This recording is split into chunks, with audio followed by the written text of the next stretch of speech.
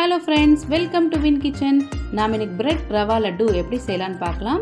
இதுக்கு தேவையான பொருட்கள்லாம் ஒரு 5 பிரெட் ஸ்லைசஸ், ஒரு சின்ன கப் அளவு ரவை, கொஞ்சம் ஜாகரி சிரப், முந்திரி பருப்பு, பாதாம், ஏலக்காய், நெய். தோசை தவாவில் பிரெட் ஸ்லைசஸ் வச்சு வறுத்து எடுத்துருவோம். கடாயில் நெய் ஊற்றி நம்ம இந்த ரவை எடுத்து வச்சுருந்தோம் இல்லையா, அதை நல்லா வறுத்து எடுத்துருவோம். இப்போ இந்த ரவையும் பிரெட்டையும் நல்லா ஆற வச்சிடலாம். இந்த கேப்பில் நம்ம தடுக்கா பேனில் ட்ரை ஃப்ரூட்ஸ்லாம் போட்டு வறுத்து எடுத்து பக்கத்தில் எடுத்து வச்சுருவோம்.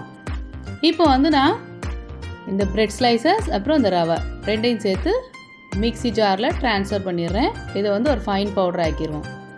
இப்போ இது எல்லாமே ஒரு மிக்சிங் பவுலில் ட்ரான்ஸ்ஃபர் பண்ணிக்கலாம். இதில் ஏலக்காய் தூள், ட்ரை ஃப்ரூட்ஸ், அப்புறம் ஜாகரி சிரப். நான் இங்கே பாம் ஜாகரி சிரப் ஆட் பண்ணுறேன். ஆட் பண்ணி இதை நல்லா மிக்ஸ் பண்ணி லட்டு பதத்துக்கு பிடிச்சி வச்சிடலாம். அவ்வளோதான் ஃப்ரெண்ட்ஸ், ட்ரை பண்ணி பாருங்கள், சூப்பராக இருக்கும். பாய்.